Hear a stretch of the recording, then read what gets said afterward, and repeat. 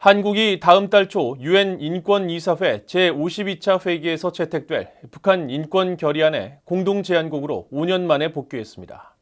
유엔 주재 한국 대사는 한국 윤석열 정부가 새로운 외교 기조 아래 국제 무대에서 북한 인권 문제 해결에 주도적으로 나서고 있다고 밝혔습니다.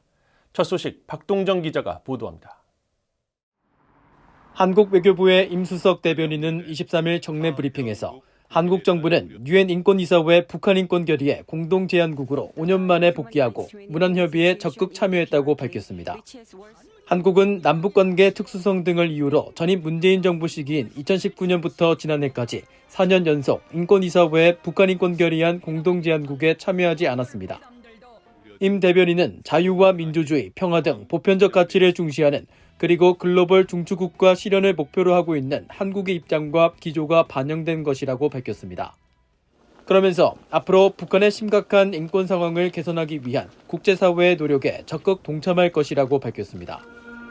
이런 가운데 황중국 유엔 주재 한국 대사는 21일 VOA와의 전화 인터뷰에서 북한의 핵과 미사일 문제 못지않게 인권 문제도 매우 중요하다면서 국제 무대에서 인권 문제를 제기하는 것은 매우 중요하다고 말했습니다. 특히 북한 인권 문제는 한반도뿐 아니라 전 세계적으로 안보와 평화 등 여러 문제와 긴밀히 연결돼 있다고 강조했습니다.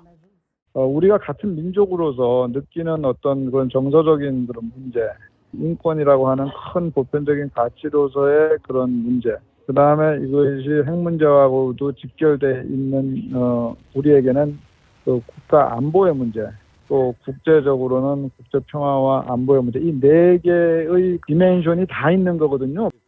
황 대사는 그러면서 유엔 안보리에서 북한 핵 미사일뿐 아니라 인권 문제도 공식 의제로 다루고 회의도 열어야 한다며 그럴 경우 북한에 매우 큰 압박이 될 수 있을 것이라고 말했습니다.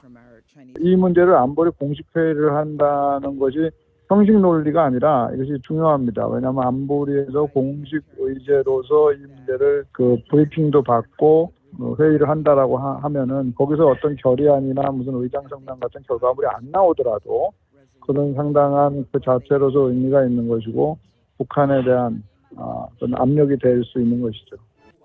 황 대사는 한국 윤석열 정부가 새로운 외교 기조 아래 보편적 가치와 인권 존중이라는 확실한 입장을 갖고 북한 인권 문제 제기와 해결에 주도적으로 앞장서고 있다고 말했습니다. 그러면서 한국 정부는 북한 인권 문제 해결을 위해 미국을 비롯해 같은 뜻을 가진 우방국들과 협의를 계속하고 있고 힘을 모아 실질적이고 구체적인 해결 방안들을 추진해 나갈 것이라고 밝혔습니다. VOA 뉴스 박동정입니다.